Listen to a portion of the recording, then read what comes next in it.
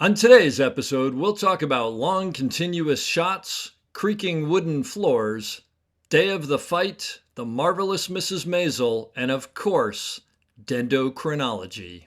Just a little bit of business before we start. There may be a curse word here or there in this episode, so please listen responsibly. As always, our website, theop.io, is up and chock full of tips, tricks, and gooey operator goodness. Make sure to check out the breakdown, where the best operators in the biz explain shots they have done, the musings, where we discuss everything from quick tips to larger concepts of storytelling, the answers, the images, and so much more. I may or I may not take a break or two during this episode, but I promise that none of them will be longer than 22 seconds. Finally, if you are enjoying the podcast, please follow us, write a review, share us with your parents, and talk us up around the water cooler with your friends. So grab a beverage, sit back, and enjoy the op. Thanks for listening. Lock it up, nice and quiet, and let's roll. Rolling. Victor 30 Echo, take 2. Hey, Margaret. Hey, Mark. And camera set. And action. Hello, everybody, and welcome back to the Op Podcast, the podcast where we talk about operators and the art of visual storytelling. My name is Dave Comides. I'm your host, and just an FYI to everybody, today's interview is actually over the internets, so hopefully it'll sound good. I think we'll get it there. Really excited today to have great camera operator, conventional camera operator, Steadicam operator, Ronin operator, handheld operator, crane operator, you name it, Jim McConkey. Some of, but not all of, by any means, Jim's credits a TV show called Marvelous Mrs. Maisel, which you'll have to tell me all about, which Jim won the SOC Camera Operator of the Year award for television in 2019 and 2020, and was also nominated for a BSC nomination for Camera Operator of the Year for that show as well. Stranger Than Fiction, Life Aquatic with Steve Zissou, The Sopranos, School of Rock, which I want to hear about because it's a really fun movie, a ton of other things. Jim, thank you so much for being here today. Love being here, Dave. It's great. Thanks for being there. Are you in your backyard? Yeah. Nice. It's one of the luxuries of not working right this second is actually getting to experience what my house really can offer. Right. Which is a chair and some greenery and a little bit of a pool once in a while. It's fun. Nothing wrong with that. Good. So, Jim, tell me, what's your story? How'd you get here? Well, I suppose like a lot of people who were trying to find something to do in life, I was lucky enough to have a couple of parents who both taught at Cornell. So you'd think that would be easy, but it was hard. And I didn't know what to major in. I didn't know what to do. And I ended up doing something called dendrochronology, which was just kind of a way of going and dating trees in kind of Turkey and Syria, that area of the world. And where we were, for the most part, was in Hagia Sophia in Istanbul. And we were taking cores of the basilical cathedral, I guess you call it, because it's a mixture of styles. And my job was to go up on a bosun's chair and hang from these heights and find where the lintel beams, where the wood used to be, because it was put in when they constructed it out of stone and then they cut it away, to find those pieces of wood and to core them with a Swedish increment bore. And later we would measure them and run them by something called the European, I forget which chronology it was, but it basically dated the cathedral to the very year and how it was built, building phases. Wow. Not plus or minus, carbon dating or thing, but this was, I don't want to get into that whole thing. But one of the things that I did when I was there was we got in. I met a English, a Turkish co-production who came to shoot in the cathedral mosque called Lion Man 2, and they were a bunch of very tanned people, and they were jumping on trampolines, and they were wearing scantily clad women and men, and they were fighting each other, and I just needed to understand what this was because I had an older brother who did this, and so I had an introduction to I'm sorry, my dog is barking. Ah, Um, no problem. so I just sort of spent some time watching them, and I remember they invited me out for a drink, and they told me all about it, and I thought this was incredible. And I said, Lion Man 2, I'd never heard of Lion Man 1. And they said there wasn't a Lion Man 1, but they called it 2 because they thought people might want to go see it, thinking that Lion Man 1 had been so good. So that's why I learned about, pumping up your anyway. Wait, So how I, old I were you came, at this time? I was 23. And shall we say, so nobody, people who don't know, your older brother is Larry McConkey, who's an incredibly established Steadicam Yeah. operator. But Yeah. was he at that Yeah. time? Oh yeah. I mean, he Yeah. was, when I came back, from that summer, he invited me to come to work with him on a musical documentary that he was shooting for a guy named Bob Muggy. It was Sonny Rollins, Okay. saxophone colossus. It was 3 cameras up at Opus, what it was called in Woodstock. It's like a stone quarry. Okay. And Sonny Rollins was up there. He said, "Why don't you come on by and just work, as a production assistant?" So I did. And I remember there were 3 cameras, and I was the guy who would go between the loader and the 3 cameras, one of which my brother. And he was doing Steadicam, and he was also the DP. And then I'd run mags to the other 2 cameras, and I was just running around all day long. And it was absolutely a different world for me because I had been in academics, and this was like, wow, a different world altogether. The thing that I loved about it is just the live music and the aspect of recording something live. And Sonny was up there on this stone kind of pillar, like a rock outcropping, and he was playing the saxophone, and he turned his back to the crowd. There's sort of a moat in between him and the crowd, and he fell off the platform. Oh my He God. must have fallen about I'm thinking it must have been about 7 feet. And he fell down, and only his foot was sticking out, and nobody knew if it was real or not. Like this was planned or staged, because the other musicians kept playing. And so you sort of thought, well, I don't know. But then Larry, with his Steadicam, came around, and I went with him, and you could see he was lying on his back, but he grabbed his saxophone on his back and picked it up, and on his back put it to his lips and continued playing the entire rest of the concert on his back. Oh And my gosh.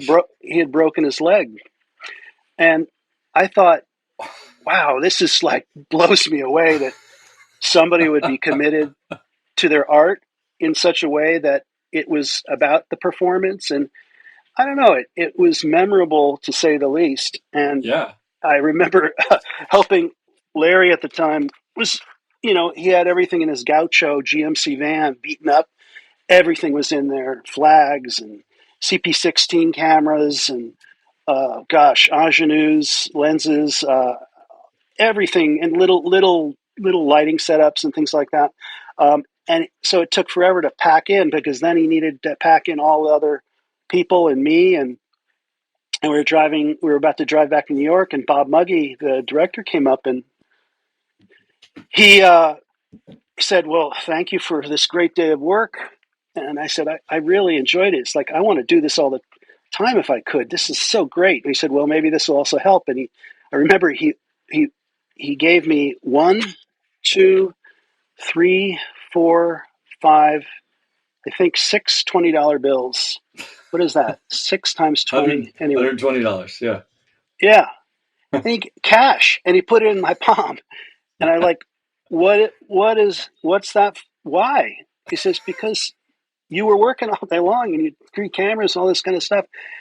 It totally, I couldn't believe you can make money doing something you love. I thought, you can actually make money doing something you love to do. And I want to know more about this. So I used to visit Larry in New York, and I had visited him when he was a camera operator for the news in Philadelphia, where he used to edit his own material, shoot his own material, and I used to go on kind of expeditions with him. I remember an explosion at the local gas refinery, and one of the Rizzos at the time trying to calm everything down and saying, "Don't worry, Philadelphia's not going to blow up," and then taking all this footage and running it back to the newsroom, throwing it through a reversal kind of film developer. Then it would come out the other end, and then he would race with this footage and he would edit it just in time for it to go on air. I mean, it's a Wow. lot different back then. Wait, And Larry would do the editing as well, yeah, or someone? what he did was he shot. Yeah. I don't know. I think he worked with a reporter, but he shot everything, and then he had to edit everything, and he had to Wow. develop it, and then put it on the air.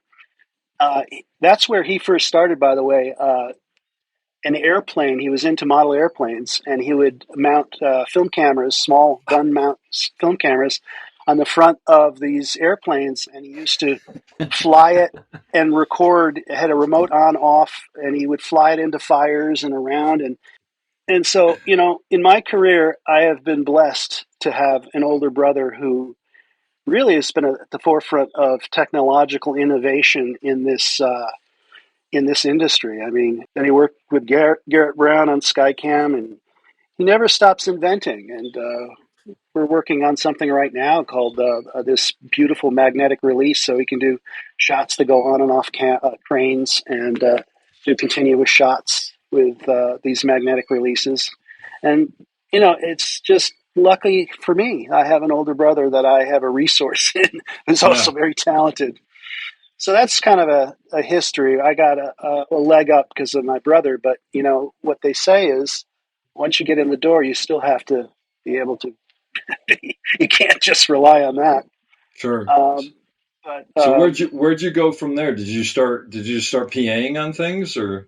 I PA'd in New York. I moved to New York. I PA'd on things, but not a lot. And I really pushed towards camera.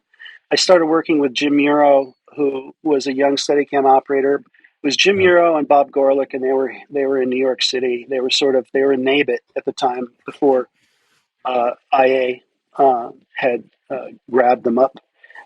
So I would do things with Jim, and I learned a lot through him. In fact, he kind of hired me without realizing I didn't know anything for Fully Focus, because he just assumed I had an older brother, Larry. I must know something. But I ended up going out with him on doing a bunch of music videos. Uh, Salt and Pepper, Push It Real Good. Yeah. Among, I don't know how many. We did Run DMC videos. We did a lot of things.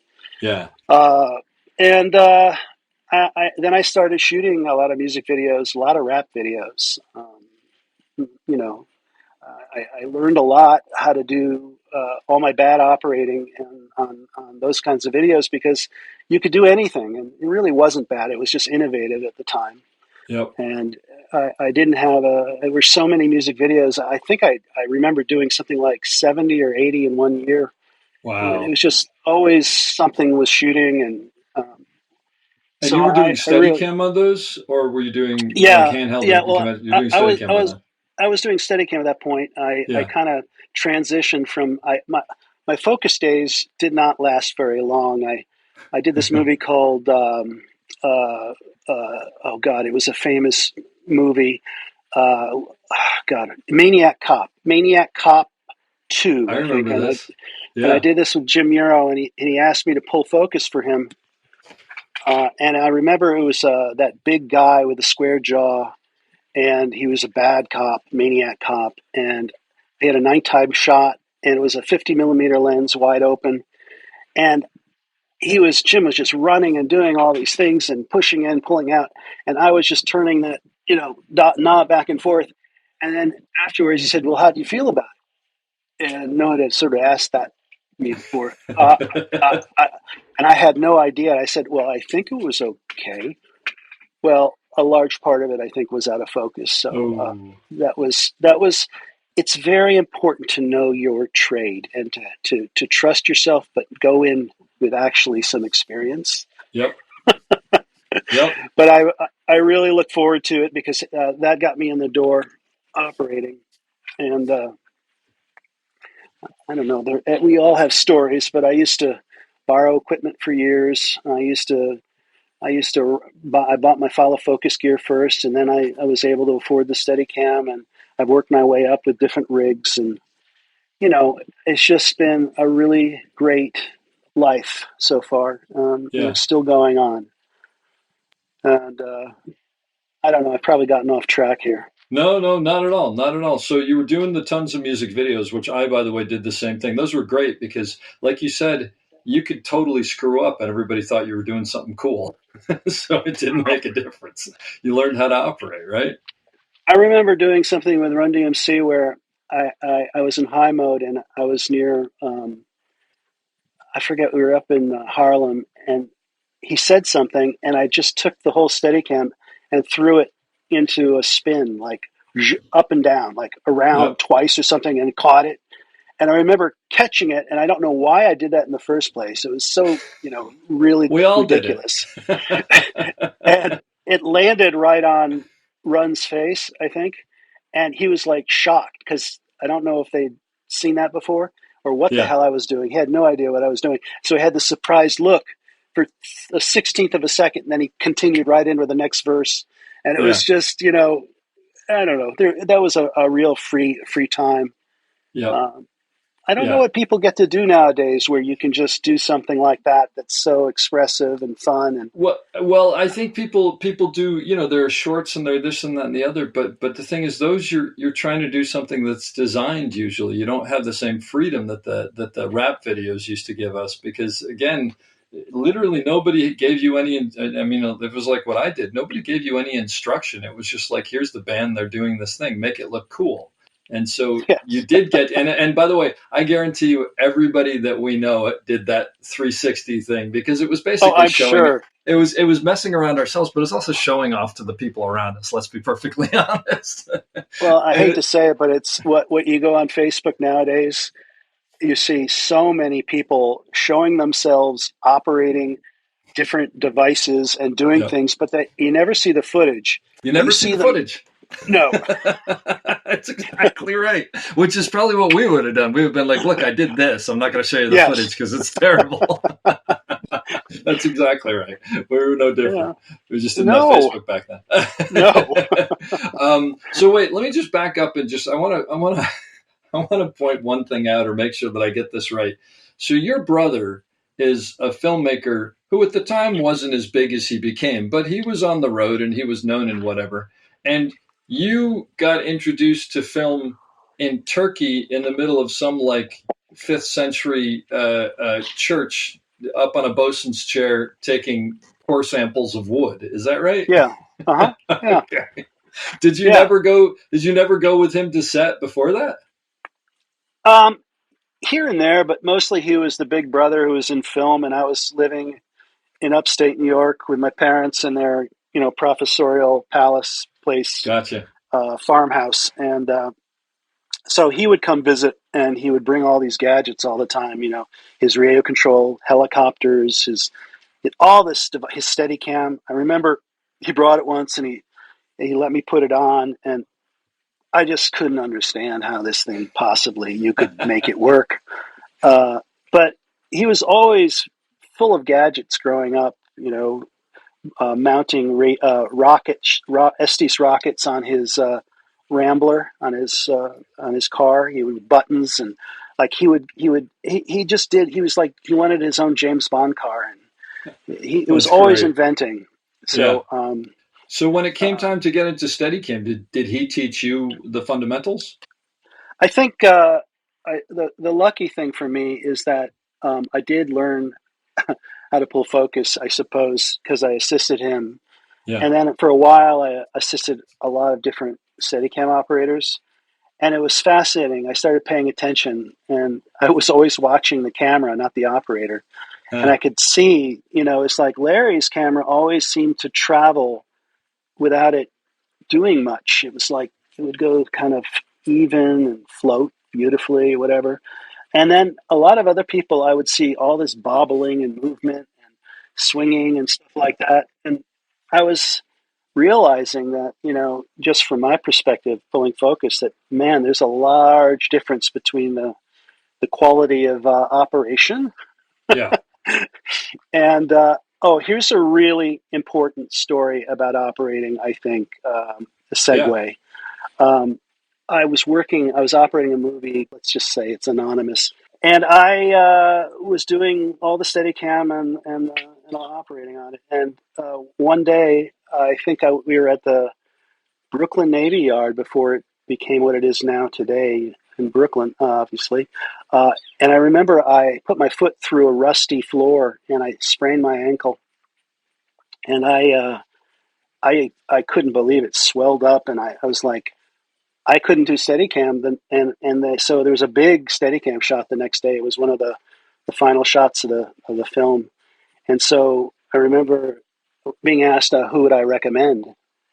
And so I had a little bit of an ego, I guess, and I didn't want it to be anybody who would be better than me, So I gave them a name of a particular person who came in very excited, and he had been doing this a long time, and he shot this sequence, and how should I say this? I remember going to the movie premiere and finally getting to that scene, and I got to that scene, and everything was off level, and it was shaking around, and it was showing the lights of the set, and it was flaring, and it was really embarrassing Oof. for me because the credits then came up, and as it came up, it said Steadicam operator, and it said Jim McConkey, and I realized so clearly that if I was ever going to replace myself again on a job that I was getting the authorship for, that they had to be equal or better than me by, I can't even tell you. I mean, it's just ridiculous. I almost ruined my career because of that, I think. No, But I got through it. that's a great cautionary tale. I guess that's what it is.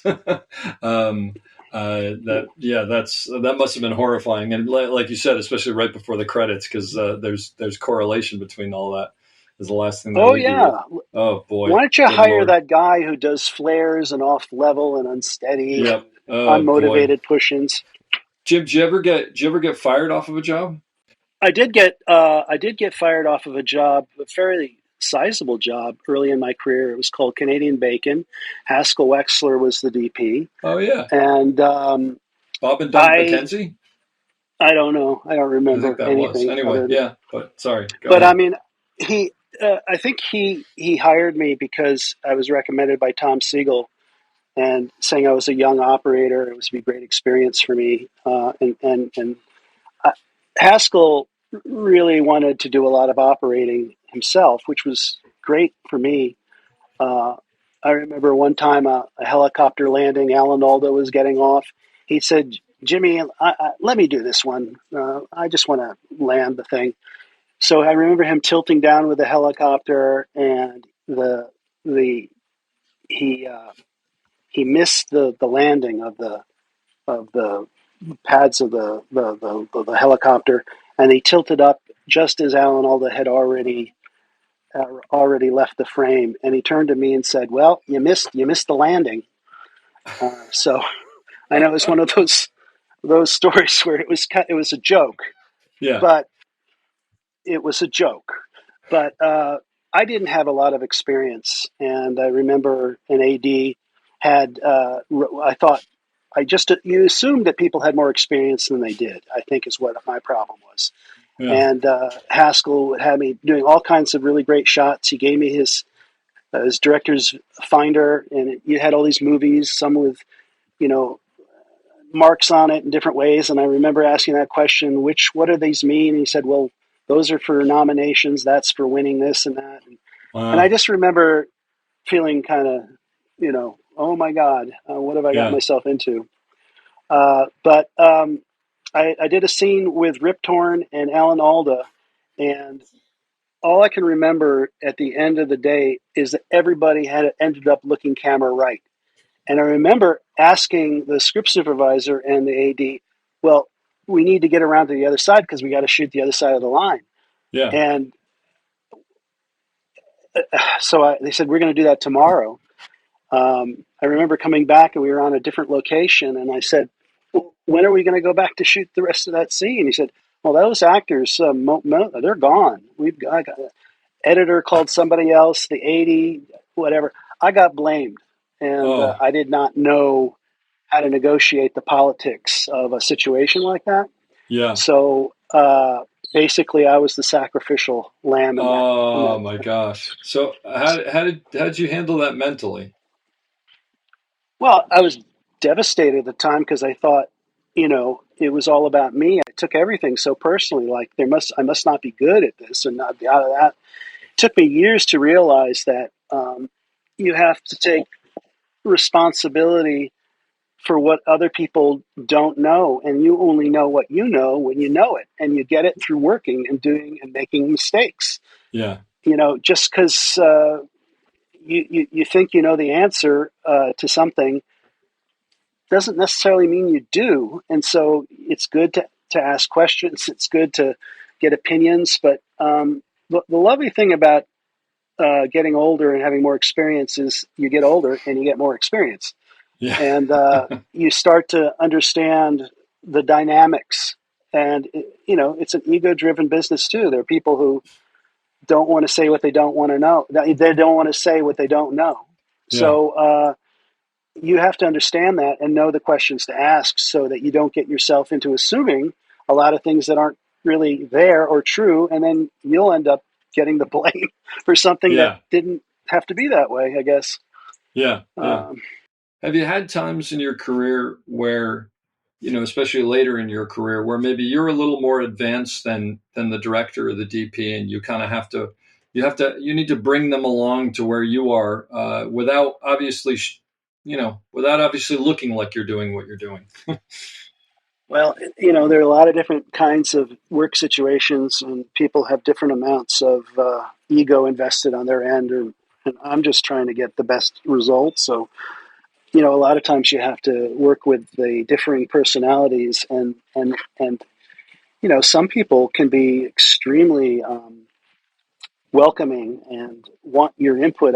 I just did this film that's just been in the Venice Film Festival called The Day of the Fight, which was directed by Jack Houston, John Houston's he was his grandson. Wow. But that was all about boxing and very low budget, and Peter Simonite was the DP. And I really had to come up with a lot of creative input because I was being asked to do things that kind of weren't always possible. Not to see certain things, not to see that we're not in Madison Square Garden, not to see. There's so many things, and just sort of come up with answers. And in those cases, I'll take a lot of it on myself and just try to solve these problems without a lot of discussion. Because sometimes if you ask questions all the time, all you're going to do is get confused answers because they may not have the answers. They may not, Yeah. and and it's sort of like by asking the questions, you put them on the spot. And some people could interpret questions as being almost like adversarial. And so you have to sort of get a sense of what people are comfortable with. And Jack was incredibly gifted with working with actors, but he would look for lots of visual input and he had lots of great ideas. But, so in that case, I'm at the best situation because I'm just trying to give him everything that I can. And I'm working with what he knows and what I know I can give him. So that's the best scenario when I know a lot and somebody else is knows a lot in a different area. Other times when you're working with difficult people, you just have to know how to work back channels. Like maybe you're working with a method actor who won't do certain things. So instead of like talking to that actor about, why could you do this, could you do that, you come up with solutions that are a myriad of ways of things, putting furniture in somebody's ways, asking the AD to ask for a cross to bump an actor to slow him down, just doing things that whatever you need in order to accomplish the shot, you have to resort, because if you end up asking somebody who's very method to do a certain thing in a certain way, now you've become part of the process, and it's a real difficult one to get Yeah. around. Yeah. And No, I like that, because the thing, for anybody who's listening who doesn't quite know, method is basically they're not really part of your world anymore. They're completely in the character and in the movie.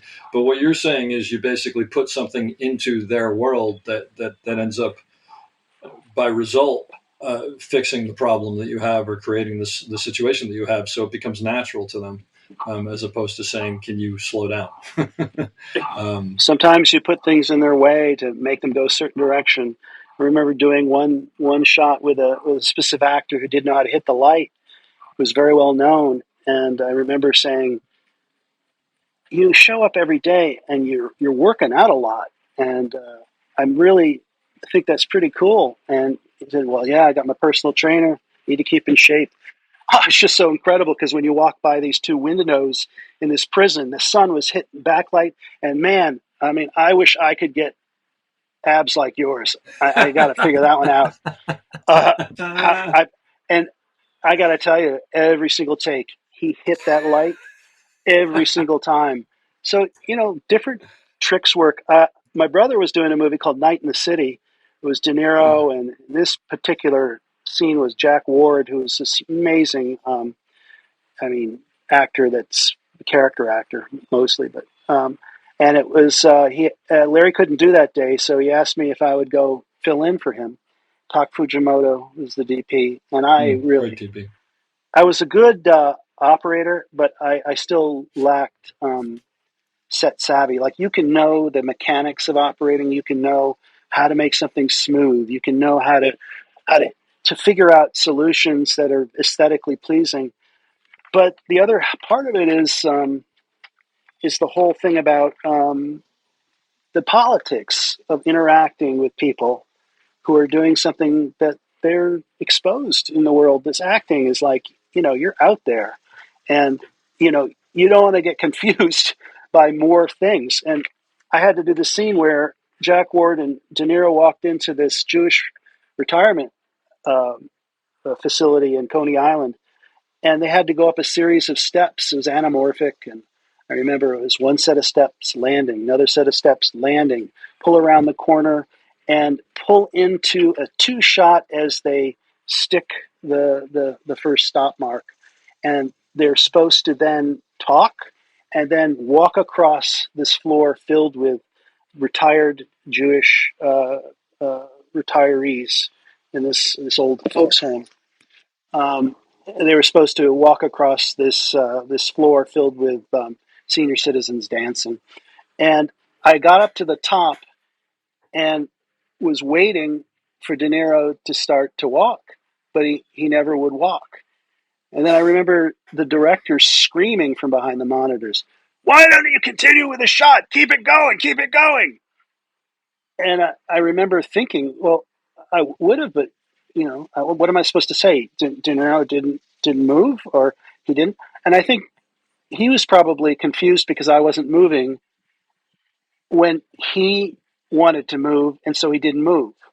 But I didn't know enough to know that's what his thought process was. So I remember we did the same thing again, and I was ready to start breathing back. So I remember I started to loosen up, but he still didn't go. Cut. What the fuck?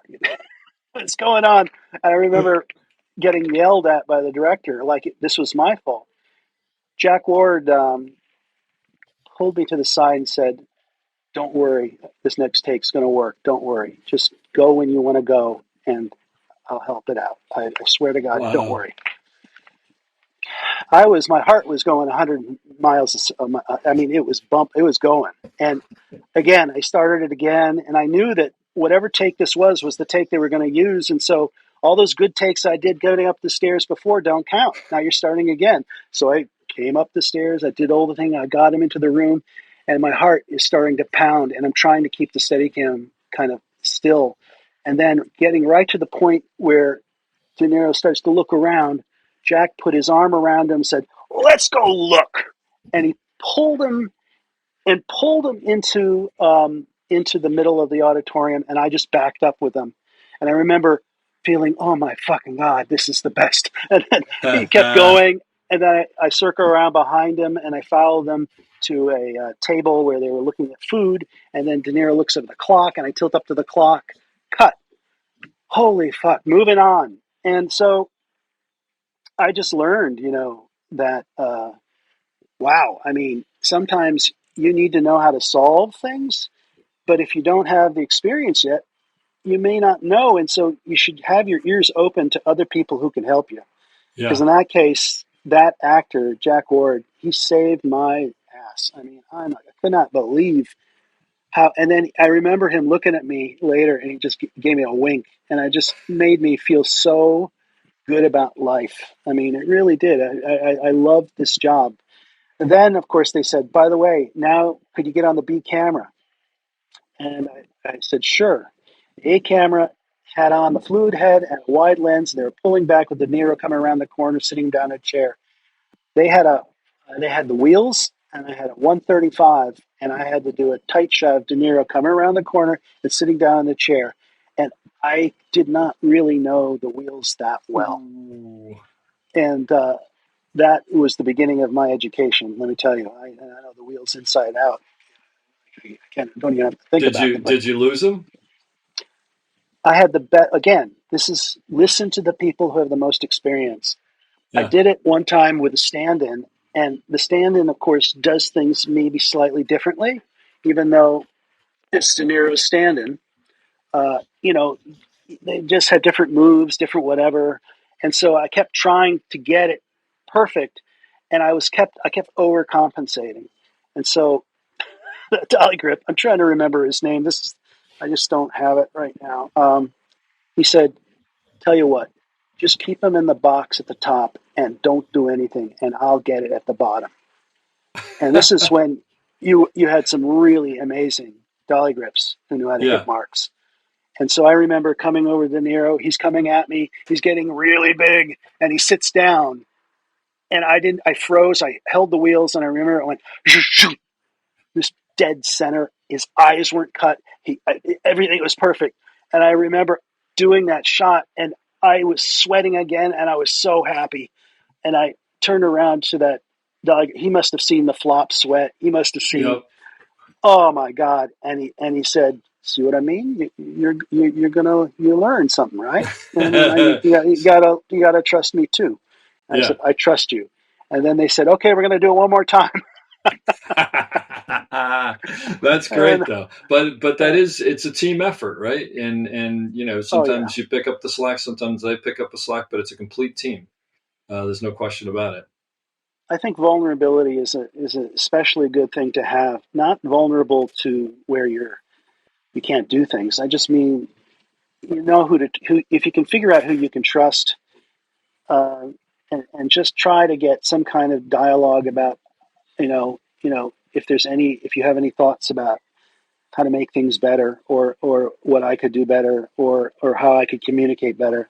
I mean, truthfully, that's how I learned most of the stuff that was meaningful to me in my working relationships with people, because everybody has a different level of experience and talent. Some people don't have answers. Some people don't know how to make it better. You have more experience. Yeah. But there are a lot of times, I mean, whoever it is, directors, DPs, let me tell you another one. One other story. Another really great learning experience for me is I got called in.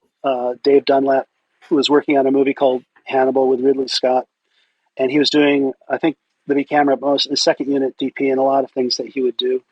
So he was the B camera operator on the movie. Yeah. Yeah. And he had to leave for a couple days or something. So I said I'd love to do it.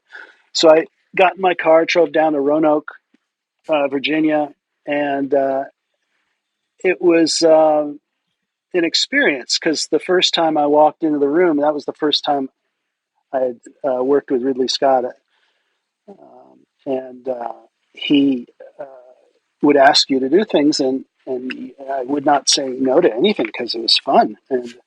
But there were 7 people, as I remember, who were sitting at a table, and they were all like professional smellers. They all had the skill of knowing how to use their noses with high degrees of accuracy, and so it was a scene with all of them with all this dialogue.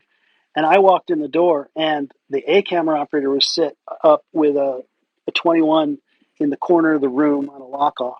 And I was sitting with a longer lens on the dolly and a fluid head further back. And so kind of flat to the 7 people. And my job was to follow the dialogue. And I had never had the script. I finally got a set of sides, and it was at the last second. And I was just trying to learn the lines, and because you want it to flow and feel good. And I was getting so tense and nervous. And that's the first thing that shuts you down. Sometimes when you get in those situations, the best thing is just to get rid of all the tension, get rid of all the fear, get rid of it and say, fuck it, and just find it and do it. And you'll get better and better and better. But at the time, I thought, how am I going to be perfect? How can I be perfect? And I was having flop sweat again. And the boom operator was very kind to me. And he said, just follow the boom. Just follow the boom. We've all And done so, that. so I started on the person I knew I had to start with. And he really was nice to me. He would give a little motion knowing that he was about to go. And then he would Yeah, go, and I just followed it and followed it and followed it and followed it. And I got the whole thing on the first take. so And great. I swear I had tears in my eyes. I was so Uh, grateful that somebody, because listen, if you're an asshole and you come on a set like that and you act like that and act like an asshole, people aren't going to help you. In fact, they're going to help you fail. I'm that's sorry, exactly because right. no one supports an asshole. Well, they So I want you was so, gone because they want someone nice in there who they can hang out with. They don't want to hang out with you if you're not nice. So, I mean, it's it's, it's it's simple, but it's true, right? oh God, yeah. I mean, thank God this is this is a business about the human relationship, about our Yeah, connection to our fellow man, and solving things together. Because oh God, I'd hate it to think that it's all about everything I know and I tell you what works and what yeah. doesn't, and I know everything. It's just such a not true about And that's why, Jim, you can attest to this that nobody but decent people succeed in this industry, right? yes, yeah, that's a And funny then there are one. the exceptions to the rule. Hey, Yeah, I want to. This is all fantastic stuff, but I want to ask you about this Mrs. Maisel thing that you were a sure. part of. Yeah, Are you sick of talking about Mrs. Maisel at this point? Is that what everybody wants to talk no, to you about? uh, no.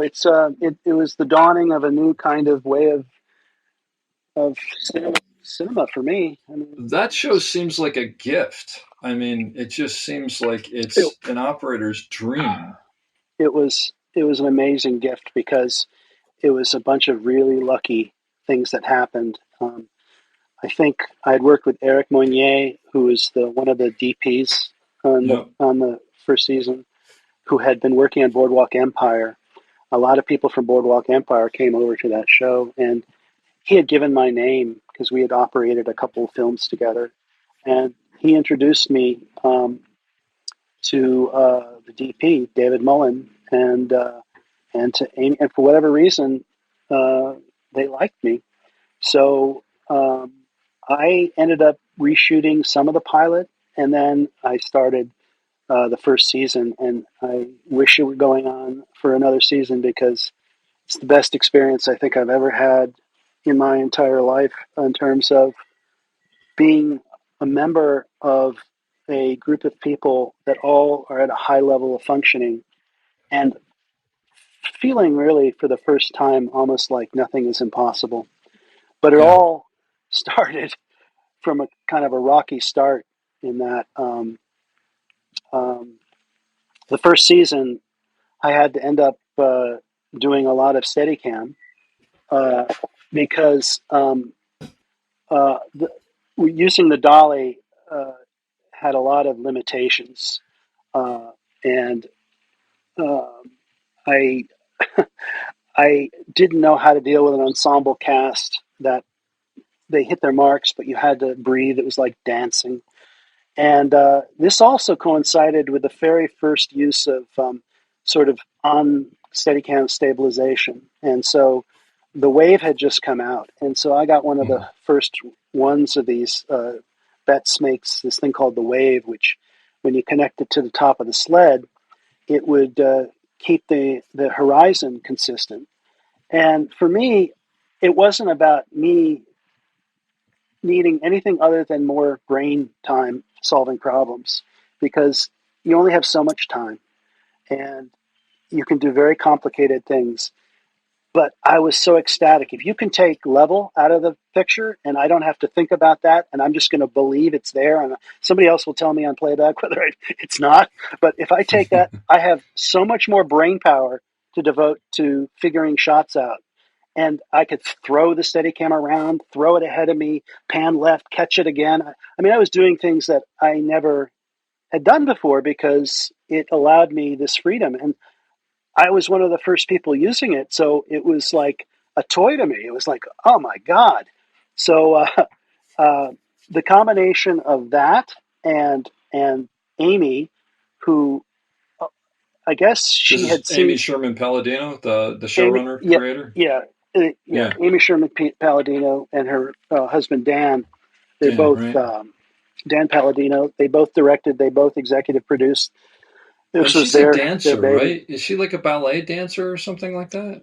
Yeah, she started in ballet herself Okay. and transitioned into TV. I think she was a Yeah. writer on. She's Gilmore Girls was her big thing, Well, right? she directed. She and Dan did Gilmore Girls for Yeah. I don't know how many seasons that went on for. But they used Steadicam because they had so much dialogue. All their stuff is so intensely packed with dialogue that it really wasn't the kind of thing that made it easy to cut. I mean, because Yeah. it was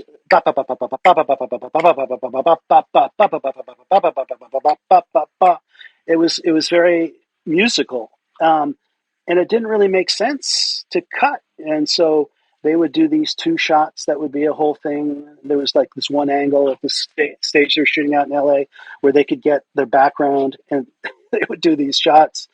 But then they did sort of more conventional coverage for a TV show for that show. But she came in, and I started doing these shots where I would get to a certain point, and she would say, "Well, that looked really good. I don't think we need coverage because everything worked." And then she started asking me questions. It built slowly, like, "Well, could you keep going? Could you go out the door and keep going and sort of be with the actor?" And because her thing was, she never wanted a close up. It always had to be a medium shot was a close up, and it was all about the actor would tell you or take you to the next thing. So the actor Mm. would push the frame. It was never you anticipating or you doing this. It was always a flow that was. So you're in the kind of the mind's eye of the actor or the scene. So I was like, of course I can follow. And because it was so stable, it looked like a dolly. It looked like I don't know what it looked like. It looked like something that just continued magically and went places.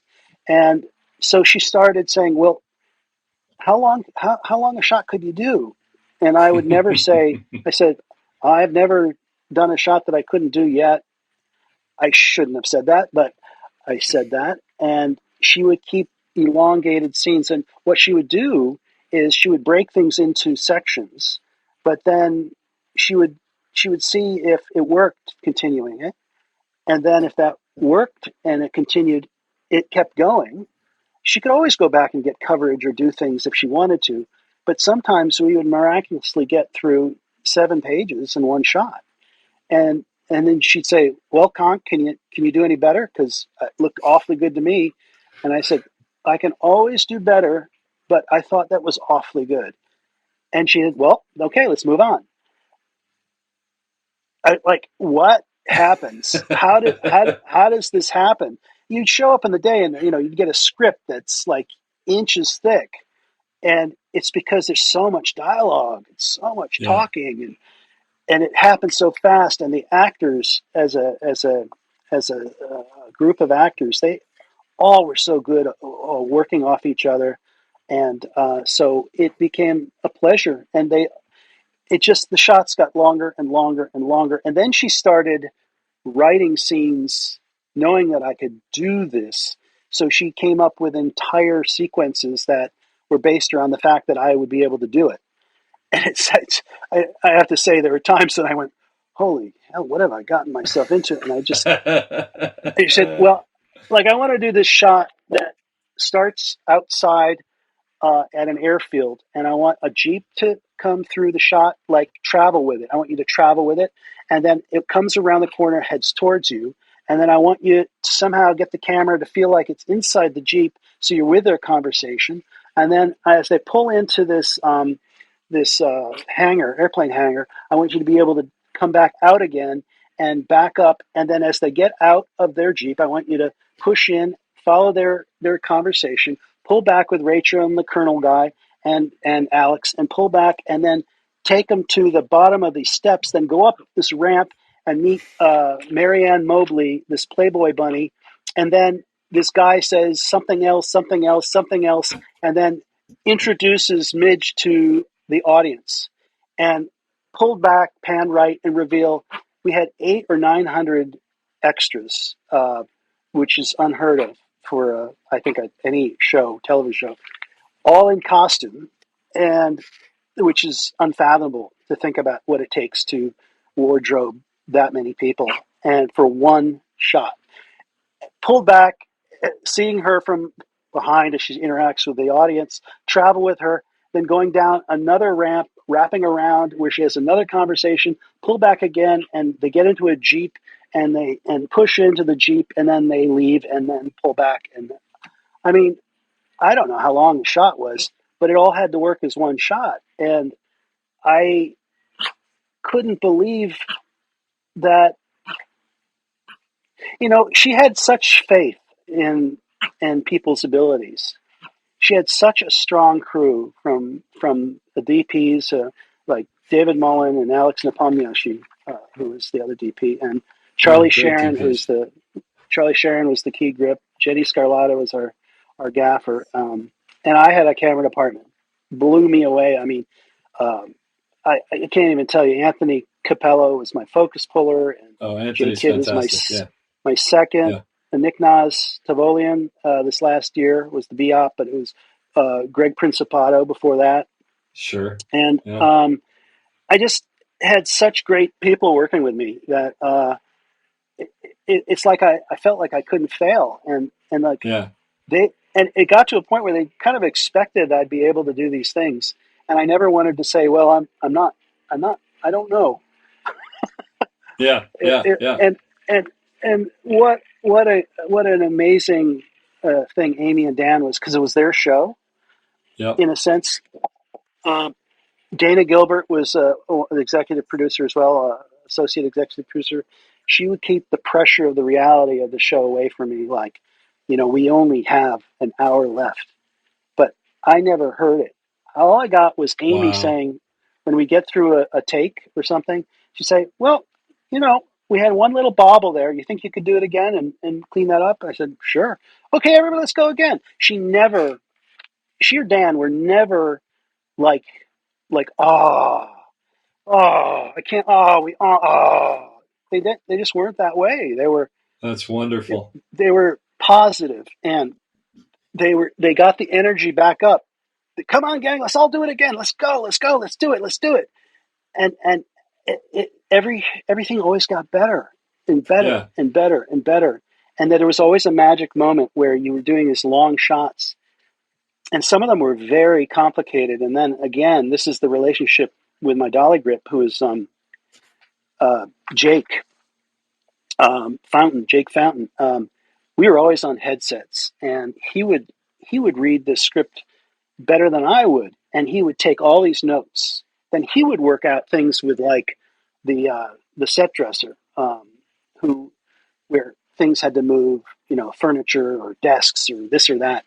So I was able to think about blocking the physicality of movement. He was taking care of cues, marks. I mean, they were Wow. putting marks down, but he was helping with marks. He was helping. So he was cueing me on very long, complicated shots.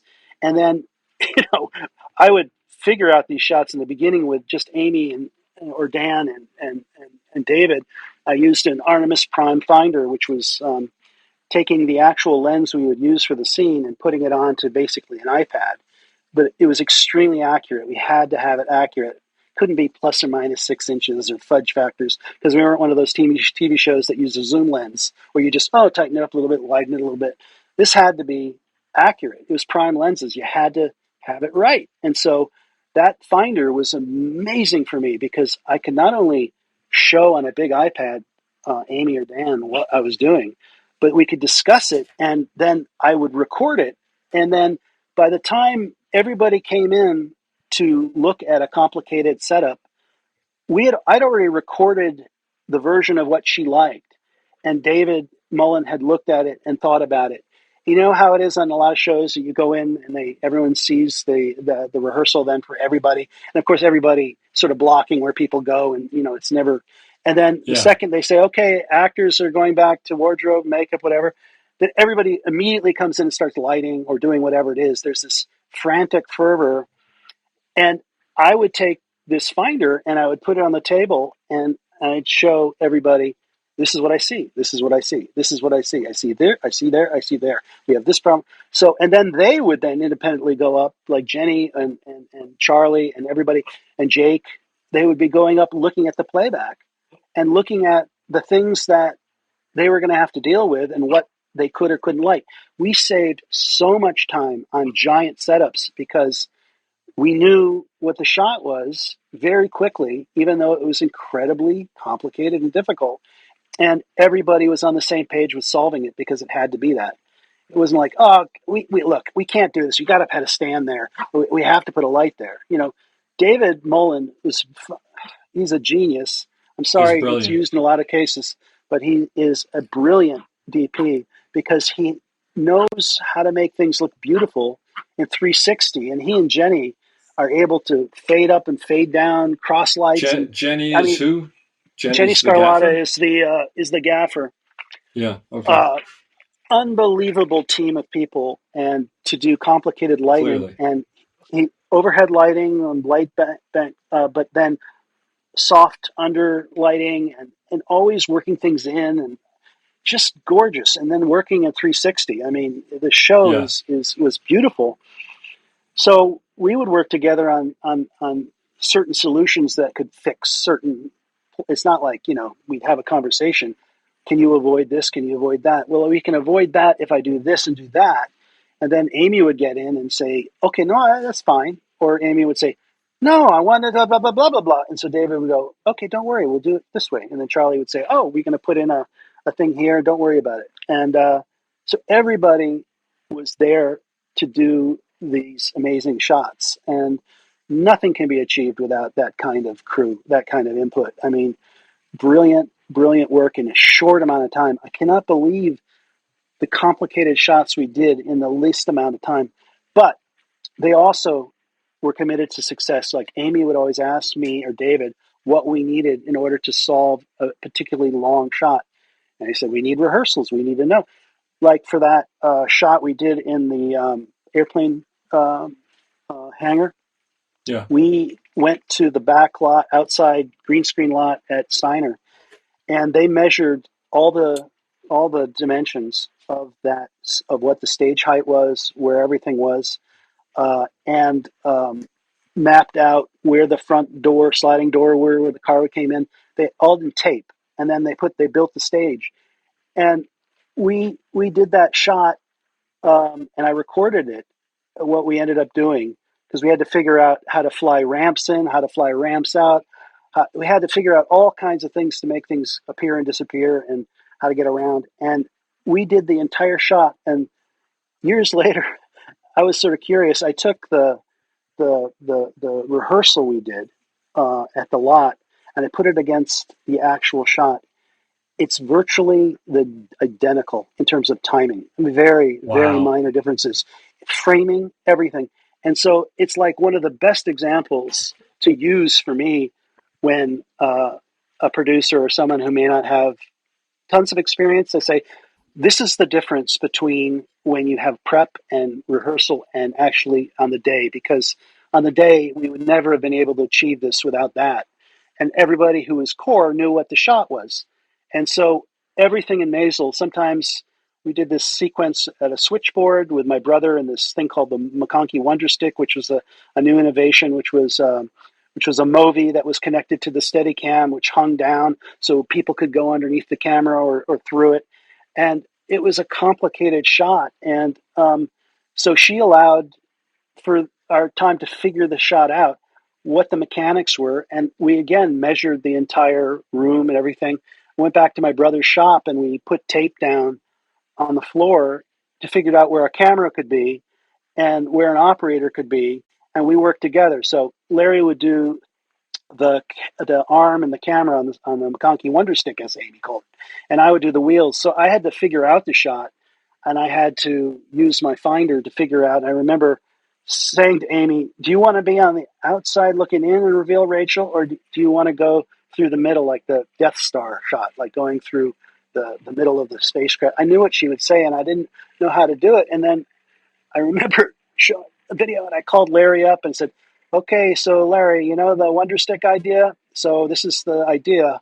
And that was the great thing, that we had a great working relationship where I would go on scouts or I would go see things, and then I would say to Larry, "What can you come up with an idea about technology that might help solve this problem?" And then we would do things like at a shop and mark it all out, and then It's figured so out great. where a camera could go, height that people could pass underneath it, how to work out how to do a pan. Because, if you're on the end of a stick and you're pushing, and I'm operating the wheels, and you're pushing down a line to somebody, once you get to them and they say it, you have to wrap around them. So Yeah. if you were just to arm right, it would get super tight. Yeah. Because so as you're panning, I would have to, we'd say back up, back up, back up, back up, back up, swing, swing, Yeah. swing. Okay, hold it, hold it, hold it, hold it. And then we both together, and 3, 2, 1, stop. Because I'm just back panning like crazy, and he's just wrapping around, and we had to know how to stop on a dime together. And otherwise the camera would go, oop, oop, or something untoward would happen. All these actors had to know how to choreograph. All those, they're all dancers. A lot of times, all the background actors would be professional dancers. They wouldn't just hire Really. regular background, because they understood movement. They understood what they were achieving. They could achieve interesting body positions, and Yeah. so we were able to do all the very complicated shots we did in Maisel. We a lot of times would have real dancers, some of the background. That's And amazing. That's yeah, just incredible. I mean, everything was set up to solve problems and success, and there was a belief that you would solve problems. And Larry and I were really on the front of some whole bunch of new technologies that Maisel Oh came up yeah. with. And one thing that a lot of people don't know about my older brother is that he's the first person to actually invent the wireless wheels to gimbal. So he was the first person to actually make a set of wheels that worked with a Movi. And he did I that had by no getting idea. people. Well, that's the thing. Yeah. Everybody does it now, right? Well, guess where Yeah. it Yeah. came Yeah. from? Yeah. Yeah. Came Yeah. from a Well, shop but in upstate New Jersey. yeah. Well. And actually, if any, having just been there, if anybody ever seen that, it's like a mad scientist shop if you've ever seen it, with just stuff everywhere. It's great. But Oh, listening to you talk about this, the thing that it occurs to me is it's like the perfect storm on so many levels. And it seems like if any of these things didn't happen the way they happen, this wouldn't exist, because you've got a writer, director, producer who doesn't seem like she wants to be. She's not encumbered by how do you do it. She just knows what she wants. She's got an operator who basically is, and not in a bad way, but is a yes man, who says, "Yeah, we could do that," and then knows that he's going to have to figure it out. But so she's not encumbered by that. You've got your brother there as the mad scientist in the background to say, okay, now how do we do this? We figure it Yeah. out.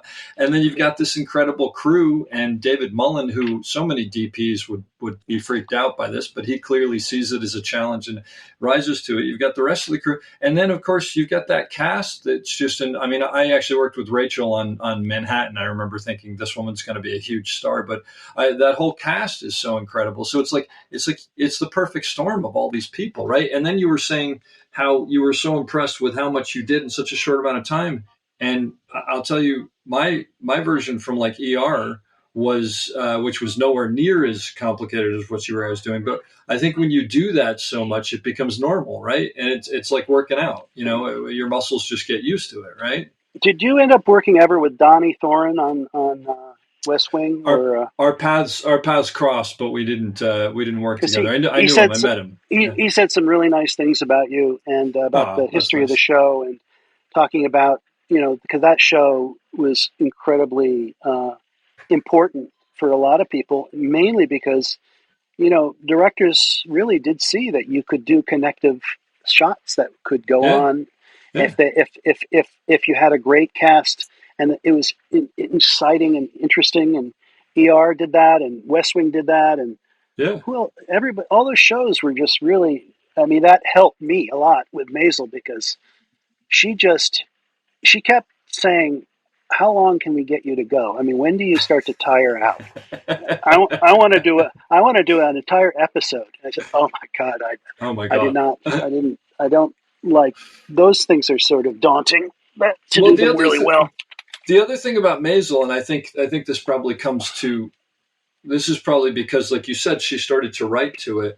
To me, the shots are incredible and the stuff you guys pull off is incredible, but they're not about the shots. The stories are actually told well that way. Some things, and it Yeah, always bothers me, sometimes you start doing these massive shots and suddenly in the middle you're like, I think this is becoming about the shot. It's not about storytelling anymore. And then that's no good. But Maisel, just because part of it was because it was the style, but also because I think they wrote it that way. It just yeah. worked.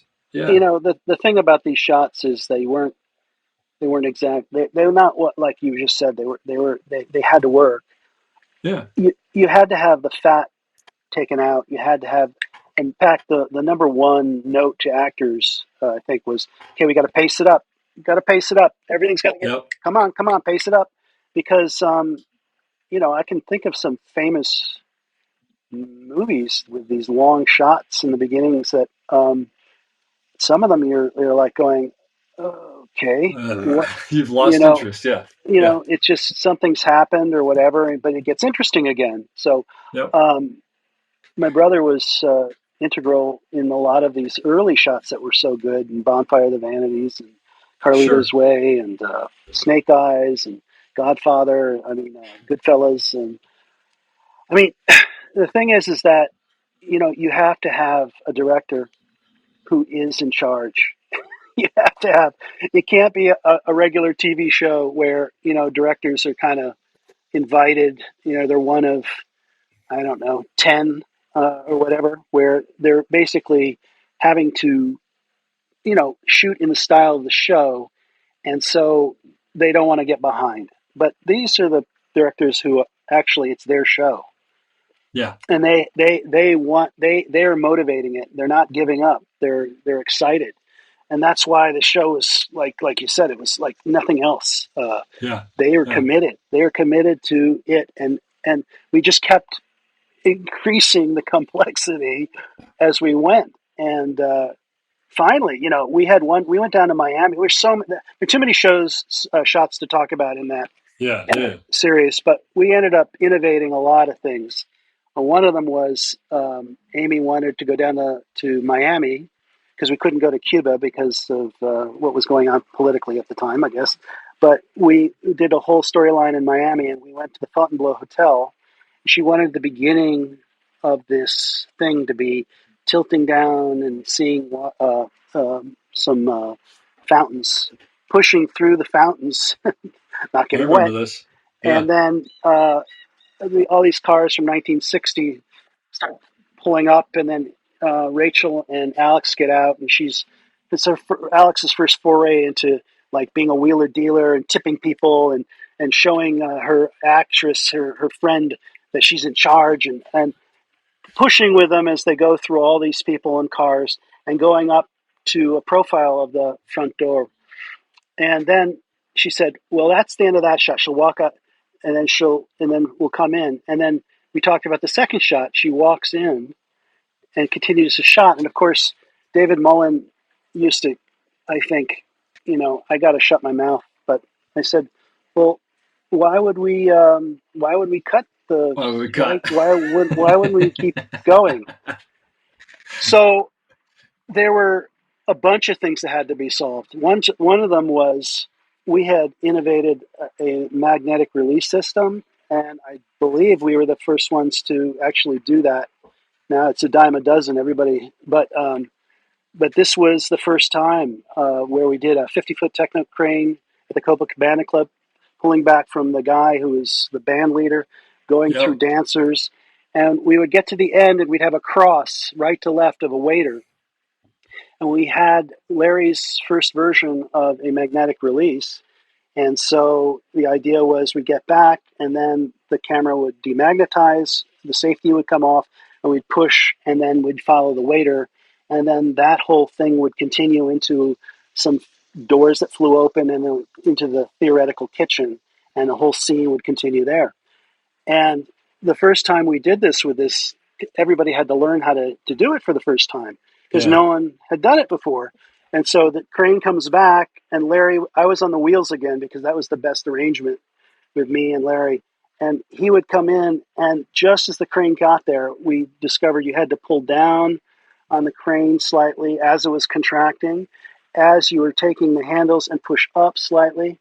And then you'd have to push off in order to avoid bobbles or glitches or anything like that. The first time we did it, I remember David Mullen was watching. Somebody hit the release too soon before he'd gotten it, whatever, and the camera dropped like 2 feet. He grabbed it. And David, I remember saying, well, that didn't work. That didn't work. Well, we can always end this on this crane shot. We can always end it there and then pick it up on a Steadicam shot with the guy coming through the frame. And because we always have to have a plan B for anything. And I said, no, we just gotta work this out. So we did it like 3, 4, 6th time. It was perfect. And we did the whole shot. If that shot had not worked, it would have been a serious setback to doing anything in the future on that show, because it was like we were promising her that this would work. We didn't, of course we had tested it off set, but it's another thing to be on and having to do something and perform. And that set us up for Miami, because I said we could do this first as a boom down, push across the fountain, and we get up to the top, and that as the crane comes across, we can demagnetize, come off the crane, follow them up to the door, and then why don't we keep going? And we go inside with her, and then we look at her in profile, pan around to the place she sees, and then we follow her as we rise up, and we're on another crane, and we go up in the air and we fly. And that was the one thing about Amy. And when we'd go on scouts, she would stick her hands up in the air, like if she was walking, she would just raise her hands up in the sky, and that meant she wanted to take off. Techno crane or something, Well, whatever. She wanted to fly. So then we would fly up with the second crane, arc around through the lights, which we hit a couple times, the chandeliers, but then come back down. And I had Rachel slow up a little bit. And then Rachel came up with the idea that a family and a little girl could come up and run up to her to help her with, like, say something to her to slow her down. And then Larry could get underneath the crane again, take it again, and follow Rachel all the way, and Alex to the front desk. And it was a fucking awesome shot. And it's a great shot. My only upset is that we had a really good B operator, Greg Principato, and we were realizing that I should always realize with Amy that she always wants to end up on the actor. She wanted to end up on Rachel's face. That meant the camera had to go past her, not just an over, but go past her and wrap around and get to the other side. And I didn't have at the time, a second armor man, which is the way we take the movie. You have to be able to hand it. You can't just have it attached to you. It has to be something that can come off a crane that you can grab, and then you have to be able to put it back on another crane. So we didn't think about the fact that if you're on a movie and you're with armor man, which are two arms that are supporting the camera, and you're pushing towards this desk, well, it had to be handed over to another operator who could have had a second pair of armor men, and then he could Oh have boy. done a transfer without the bobble. But Yeah. we didn't have it, so we came up with a bunch of ideas. Ultimately, when it came across, because it was going to a handoff to a loop, there was a little bit of a bobble, and so Uh-huh. they didn't use it. They cut to the other side. But Uh, I've learned. I get my Amy brain, which is like I see things the way she sees things, and then I see the shot so quickly now. That's yeah. why I'm sad that Maisel's ending, but we're starting another one called L'Etoile. If the strike ever ends, it's Yeah. about About ballet. ballet. I was going to say that has amazing stuff written all over it. So I'm excited to Yeah. see that. I have one question for you because you told me about this once. You did a shot on Maisel in France in a 100-year-old building where the floor creaked, and you had to do Oh a yeah. 360 around them. Can you just Oh yeah. tell me about that? Because I thought that was such a great story. That was something that you know you have to learn. Also, as an operator, you can't. You have to care about the sound department too. I mean, imagine how difficult this must be. We had what was called the unfinished apartment, which was a empty apartment on the Seine, beautiful old building, and everything was, I don't know how old this place was, giant windows, and then they had one, two, three, four giant Versailles size mirrors on each of the walls, and the wood of the floor, every time you took a step, it would go creak, creak, and so you know she wanted to take them coming in the elevator, which was old, beautiful wire, wrought iron elevator, and then pan with them and follow them into the space, and then see the space, and then go with Rose or go with Abe. I can't remember. It was just one shot that had lots of elements, but the whole thing worked it out with the Finder. But this was the first time, I believe, in Paris that the sound department, they had transceivers, and so not only it wasn't just about sound being transmitted, but it also was being recorded on the actual um, a piece on the actor's body. So it was double recording, which helps you a lot. And they had one guy, a little boom operator, French boom operator, who was trying to figure out how to get good sound, because a scene like that would be terrible to have to boom and not get good sound. Be hard to dub later. So, but the problem was is that I had to negotiate all these moves, work out with Amy where I could pivot so I'm not in the mirror, so I could see this next part, push past the mirror. Uh, one actor goes out, pick up the other actor, push forward, pick up the other actor, pull back, and then there was one really hard part where Abe walks towards Rose at a window, and I could not get out of the reflection. And of course, I was always threatened. Well, just we'll put on that green suit, and we'll figure out a way. Because Leslie, our visual effects supervisor, who is just absolutely amazing on that show, I want Leslie Robson Forster.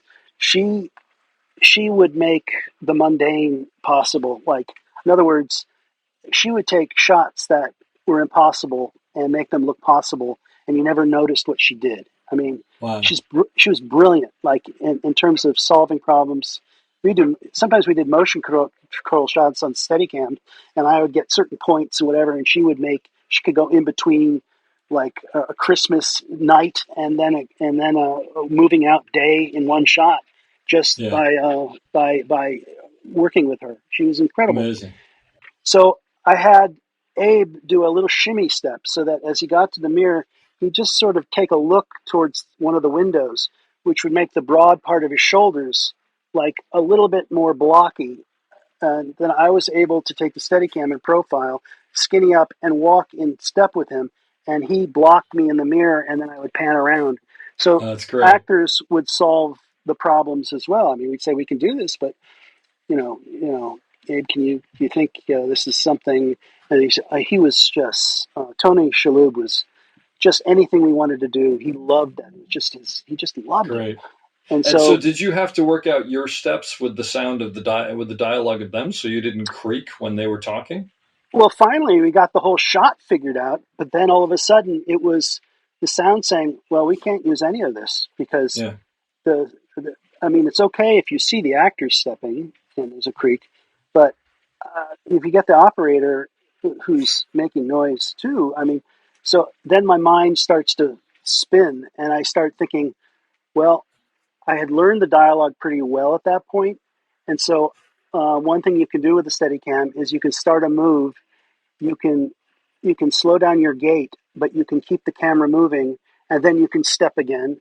And so I was able to figure out all the points where the camera had to move and where I couldn't step. And so I ended up not stepping whenever they had a line, and I would always move my body when they weren't talking. And so it was like when we got done with that shot, I was so mentally worn out because that would have been the ultimate operator's test for some workshop somewhere. Okay, you know the shot, you've got it figured out. Now, how do you not walk when the actor's talking? Yeah. That's incredible. I remember when you told me that, just my eyes going wide. I couldn't kind of comprehend that. And it's funny that you say when you were done with it, because all I could think at the time and even now is I think I'd go to straight to sleep and sleep for a week after that. That just sounds like it would It burn you was out. it was so much it was the thing about Maisel is the physicality I got used to. My body adapted. I mean, it's kind of like doing a Terrence Malick film where you after the first week you want to quit, and then after the third week it's like, oh, this is normal. Yep. But it's something that, it's like, or you're a backpacker and you're starting on the long trail, and the first week Yeah. it's awful, and then all of a sudden it's like that's part of your life. That was not.